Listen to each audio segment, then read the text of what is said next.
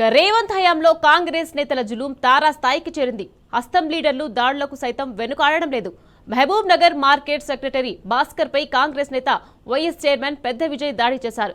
Licensed హవాలీలకు మాత్రమే dress పంపిణీ చేస్తామని సెక్రటరీ చెప్పడంతో విజయ్ కి కోపం కట్టలు తెంచుకుంది. తాను చెప్పిన వాళ్లకు ఇవ్వాల్సిందేనని బెదిరించాడు. అంతటితో ఆగకుండా దుర్భాషలాడుతూ సెక్రటరీ భాస్కర్ పై చేయి చేసుకున్నాడు. గతంలో పలుసార్లు మార్కెట్ సిబ్బందిని అతను బెదిరించాడు.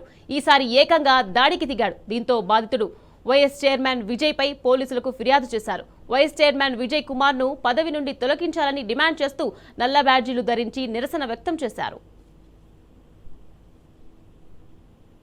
మార్కెట్ కమిటీ మహబూబ్ నగర్ ప్రత్యేక శ్రేణి కార్యదర్శి అయినటువంటి భాస్కర్ గారి పైన అక్కడ మార్కెట్ కమిటీలో ఏదైతే అమాలీలకు ఆడకూలీలకు ఈ డ్రెస్సులు పంచుతున్న సమయంలో లైసెన్స్డ్ అమాలీలకు లైసెన్స్ చాటా వాళ్ళకు మాత్రమే ఈ డ్రెస్సులు పంచే నియమ నిబంధనలు మార్కెట్ కమిటీ చట్టంలో ఉన్నాయి.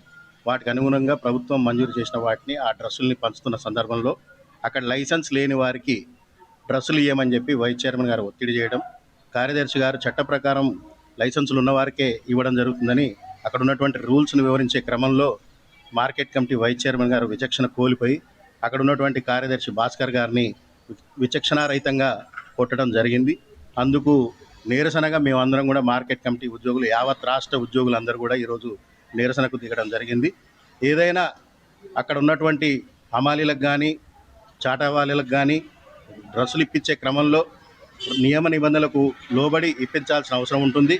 సామరస్యంగా మాట్లాడి వారికి డ్రెస్సులు ఇప్పించే క్రమంలో లైసెన్స్ ఇప్పించి వారికి డ్రెస్సులు ఇప్పించవచ్చు.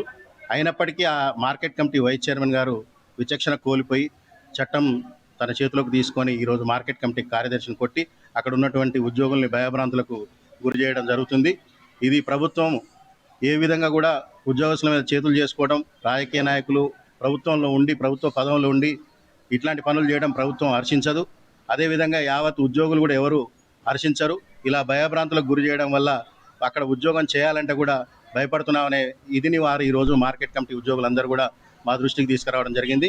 ఈ క్రమంలో మా మార్కెట్ ఉద్యోగులందరం కూడా రాష్ట్ర టీఎన్జిఓస్ అధ్యక్షులు మారం జగదీశ్వర్ గారిని, అదేవిధంగా ప్రధాన కార్యదర్శి ముజీబ్ గారిని మేము కలవడం జరిగింది. వారు మీరు నిరసన కార్యక్రమం చేయండి, రేపు పొద్దున మార్కెటింగ్ శాఖ మంత్రులు తుమ్మల నాగేశ్వరరావు గారిని, అదేవిధంగా సంచాలకులు సురేంద్రమోహన్ గారిని, లక్ష్మీబాయి గారిని కలిసి ఆ వైస్ చైర్మన్ని సస్పెండ్ చేసేంత వరకు మన నిరసనను ఇలానే కొనసాగిద్దాం.